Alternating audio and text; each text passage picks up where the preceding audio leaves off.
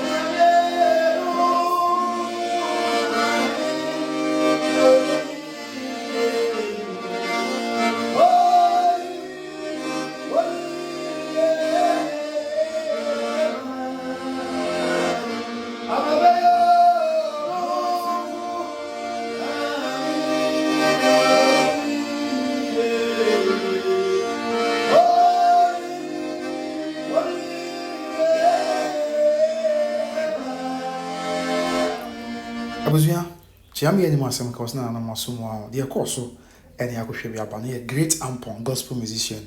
okọ ya ma me akoso ya se wanchen na we said there osi tonyom no cheche ma me re kokro no a na sabi nipa ene nyame nam so de cheche ba ye si ni mo ya enso ba de nyame enam ye nuanam isu kakra eche ya ma me no ere ene mediki aka che so according to Great Ampon so boa ya me so me boa o se ebron that lumba bo zana na ho sika sembe ye nsembe bra that lumba e dis kan call yes so me fro no obefie no according to Great Ampon so one father e can say ma me akoso asewa na wa ha akesike obetua de ama nti great tampon anye hwe kwa no so akosa maame ya oni maame no wate ne ho asem ne ho adanse ya that lumba no ne roman father mu na diti fa na ho nti se maame na bagana na oba na cotton nsem ne ade na we hwede ekoso a na ne kwan so anu se great tampon beko na akochi aye maame no na ose nyame ewa ahoten enso ade ama no na enye no nko a medical catch se kofinti ono so akochi aye maame oni keke fusu ena mo gina akoya akochi aye maame akosia sewa na omudru ho na maame de twen ko woni ade nyina wi na oto nyom ba ko dadlum ba nyom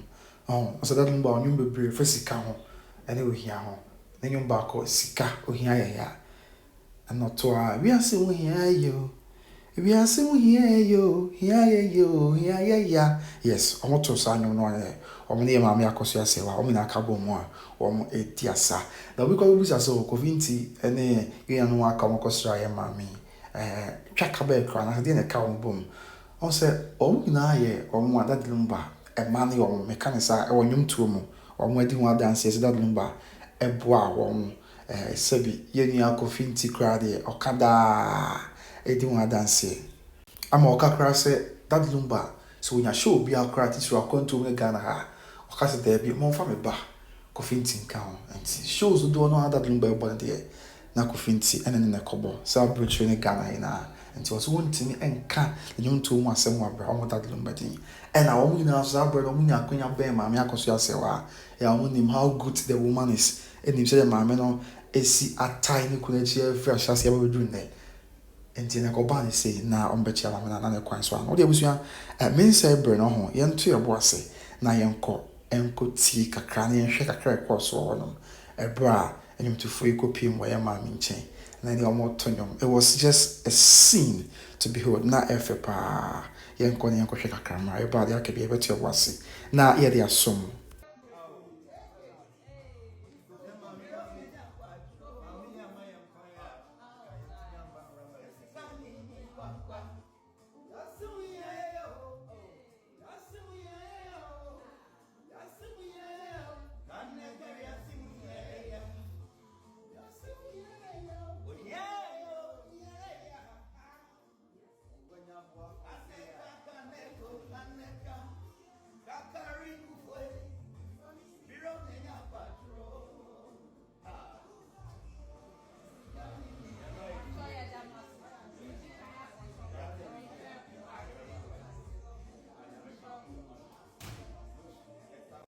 abusia very touching the video is very touching pa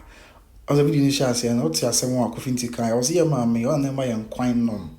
enti nese enye ne days back to ebra wo mo hye nyom to as na that lumba ebo a wo mo nese o mo kai em wa maame de abo mo ntina o mo gya o mo bibia abi maame akwaba na o ba yen so o mo tse ni so ye o mo ni aso mo maame de abo a mo nyom papa that lumba atoto nyom abom ni adia enti me de bia me ka asem yo on that lumba ye no kofi bi esabi kofinti ye ho no ho yini anu aka keke fosu ye ho no ho amachida na amachida ye ho no ho pa Thomas no woni ho no bi chese nyom tofo ne ye ka se ye ka na amachida de medike ka ho so no ni obi